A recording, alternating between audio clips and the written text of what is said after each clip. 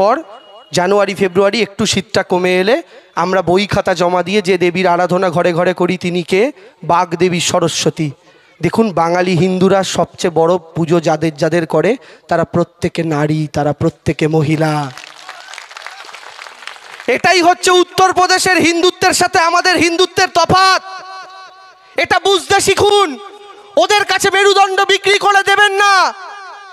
ওরা জয় শ্রীরাম স্লোগান তোলে, কিন্তু আমি যদি জিজ্ঞেস করি, আমরা শুনেছি রঘুপতি রাঘব রাজা রাম পতিত পাবন সীতারাম। রামের নাম সীতা ছাড়া উচ্চারিত হয় না। কেন? কারণ সীতাকে বাঁচাতেই তো রামের লঙ্কায় যাওয়া। তাই সীতার নাম নিয়ে রামের নাম উচ্চারিত হয়, এই জন্য আমরা বলি জয় সীতারাম। কিন্তু নরেন্দ্র মোদী বা বিজেপির নেতারা দেখবেন সীতারাম বলে না, শুধু জয় শ্রীরাম। রামকে একা করে দিয়েছে, সীতাকে বাদ দিয়ে দিয়েছে। কেন? আমি অনেক দিন এটা ভাবছিলাম, বিজেপির লোকেরা রামকে একা করে কেন দিয়েছে, সীতাকে কেন বাদ দিয়ে দিয়েছে। পরে আমি বুঝতে পারলাম কেন এরা সীতাকে বাদ দেবে না। এদের সবচেয়ে বড় নেতা নরেন্দ্র মোদী তো তার জীবন থেকে তার সীতাকে বাদ দিয়ে দিয়েছেন।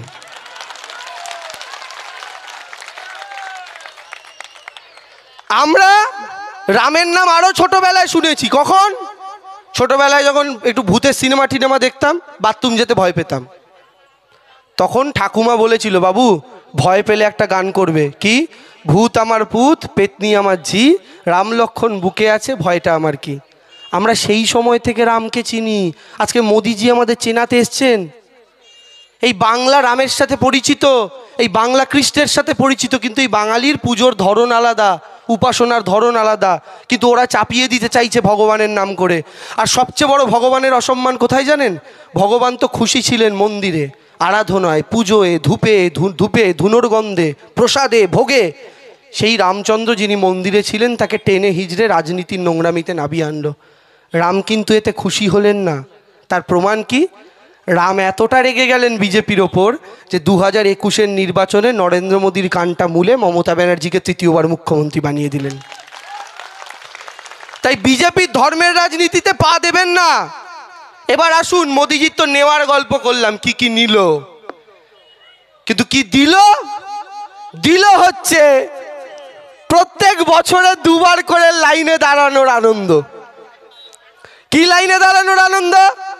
কিছুদিন পর পর মোদিজি আসেন আর টিভিতে হঠাৎ করে 8টার সময় ভেসে উঠে বলেন, मेरे प्यारे भाइयों बहनों, आज से 500 और 1000 के नोट बंद। আপনি লাইনে দাঁড়ালেন, 500 আর 1000-এর নোট বাতিল। ভাবলেন দুর্নীতির সাথে লড়াই হবে, নোটবন্দি।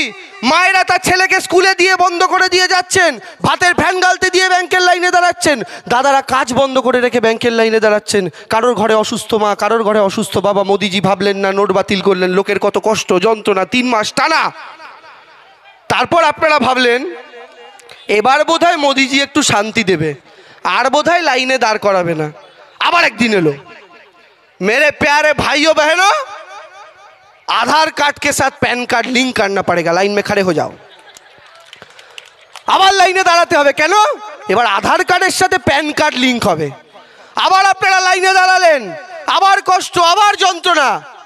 শান্তি করে বাড়িতে এসে বসলেন। আবার মোদিজি বলল কয়েকদিন পর, আবার টিভিতে এলো, मेरे प्यारे भाइयों बहनों, एनआरसी होगा, अपने दादू का बार्थ सर्टिफिकेट लेके आओ। মানে এবার এনআরসি হবে, দাদুর বার্থ সার্টিফিকেট নিয়ে আসো, নাহলে বাংলাদেশে পাঠিয়ে দেবো। আমি আমার বাবাকে গিয়ে বললাম, বাবা বাবা দাদুর বার্থ সার্টিফিকেট দাও। আমার বাবা বলছে, তোর বাবারই বার্থ সার্টিফিকেট নেই, বাবার কোথা দিয়ে থাকবে? বাবা তাহলে কি বাংলাদেশে যাব সবাই মিলে ফুল ফ্যামিলি? আমার বাবা সেই কি টেনশানে পড়ে গেল। আজকে বিডিও অফিস যায়, কালকে পঞ্চায়েতে যায় পুরনো কাগজ খুঁজে বার করতে। আমরা কলোনি এলাকায় থাকি, তো বাড়ির দলিল খুঁজে বার করতে, সব কিছু করে আমাকে বাবা একদিন বলছে, জানিস আমি ওই স্কুলটায় পড়তাম, দেখে হয়তো একবার ওই স্কুলটায় যদি পাস, ওখানে আমার স্কুলে পড়া সার্টিফিকেট পাবি, তাহলে তো ওটা দেখালে মোদিজি তাড়াবে না। আমি বাবার ঠিকানা নিয়ে গেলাম, গিয়ে ওইখানে দেখি একটা শপিং মল, স্কুলটা নাকি 30 বছর আগে উঠে গেছে।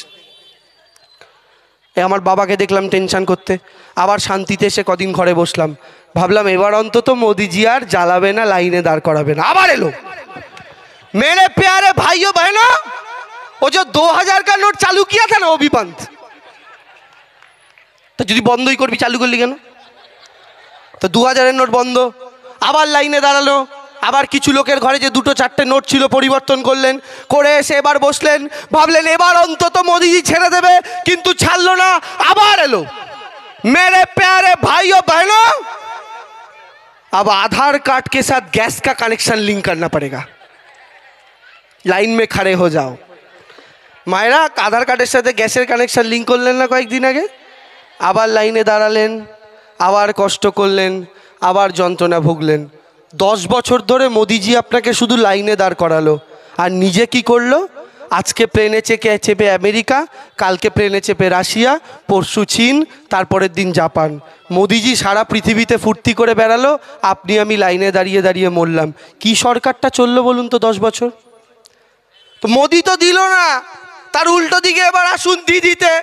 এই যে বললাম মোদি আর দিদির লড়াই, দিদিকে দিয়ে যদি শুরু করি আমি জানি না ক ঘন্টায় শেষ করা যাবে, কিন্তু তাও আমি বলি, আপনার বাচ্চাটা ঘুম থেকে উঠে প্রথম স্কুলের ড্রেসটা যে পরছে, স্কুলে যাবে বলে স্নানটা করে, ওই ড্রেসটা আমার দিদি দিয়েছে।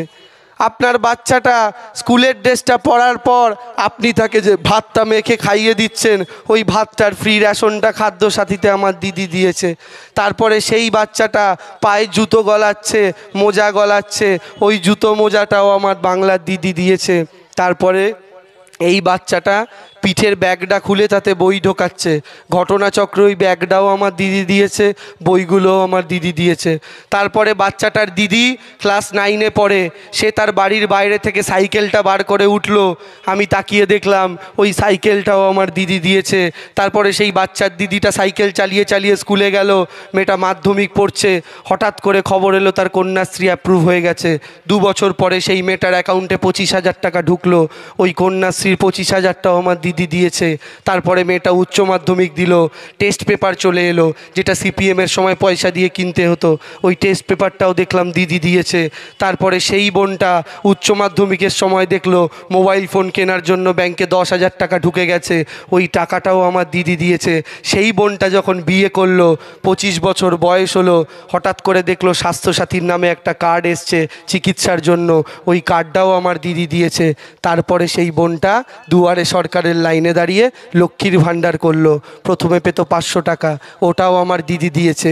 কদিন আগে মেয়েটা খুব আনন্দ করতে করতে বলল 500টা বেড়ে এখন 1000 হয়ে গেছে, এটাও আমার দিদি দিয়েছে। তাহলে আমার দিদি শুধু দিল আর ওদের মোদি শুধু নিল। তাহলে কেন দিদিকে ভোট দেব না আমাকে বলুন তো? বিজেপির লোকেদের জিজ্ঞাসা করবেন 3টে কারণ বলো বিজেপিকে ভোট দেব, বলবো ওই যে মোদিজি রাম মন্দির বানিয়েছে, ব্যাস গল্প শেষ। এরপরে আর বলতে পারবে না কেন ভোট দেওয়া উচিত। এখন আপনি প্রশ্ন করতেই পারেন, এটা তো লোকসভা নির্বাচন, দিদিকে ভোট কেন দেব? এটা তো দেশের সরকার গড়ার ভোট, দিদিকে কেন ভোট দেব? এই কারণেই ভোটটা দেবেন, কারণ বাংলার আওয়াজ দিল্লির বুকে জোরে বাজতে হবে। সরকারটা জারি আসুক, বাংলা থেকে তৃণমূলের এমপিরা গেলে বাংলার হয়ে বাঙালির হয়ে কথা বলবে, বিজেপির এমপিরা গেলে বাংলার আর বাঙালির হয়ে কথা বলবে না। আপনারা সোজা ভেবে দেখুন না, নরেন্দ্র মোদী একটা চেয়ারে বসে আছে, তার সামনে 2টো চেয়ার পাতা, একটা চেয়ারে বাংলার বিজেপির এমপি বসে আছে, আর একটা চেয়ারে গুজরাটের বিজেপির এমপি বসে আছে। নরেন্দ্র মোদীর কাছে 5 কোটি টাকা, উনি এলাকার উন্নয়নের জন্য যে কোনো একজনকে দেবেন। মোদিজি বাংলার এমপিকে ওই টাকাটা দেবে বিজেপির, না গুজরাটের বিজেপির এমপিকে ওই টাকাটা দেবে? মায়েরা দাদা, গুজরাটের বিজেপির এমপিকে আমরা সবাই জানি। কিন্তু নরেন্দ্র মোদীর জায়গায় যদি মমতা ব্যানার্জি থাকতেন, তাহলে ওই টাকাটা কে পেত? বাংলার বিজেপির এমপি। এই জন্য আমরা বলি বি ভোকাল ফর লোকাল, এটা নরেন্দ্র মোদী এক সময় বলেছিলেন। নিজের স্থানীয় দলের হাত শক্তিশালী করুন, রাজ্যের দলের হাত শক্তিশালী করুন, তাহলে পার্লামেন্টের বুকে আপনার স্বার্থ সুরক্ষিত হবে, গুজরাটের ইউপির স্বার্থ নয়। আজকে গুজরাটের স্বার্থ ইউপির স্বার্থ সুরক্ষিত হচ্ছে। ভুয়ো জব কার্ডে 1 নম্বরে উত্তরপ্রদেশ, উত্তরপ্রদেশের টাকা আটকানো, বাংলার টাকা আটকে দিল কেন?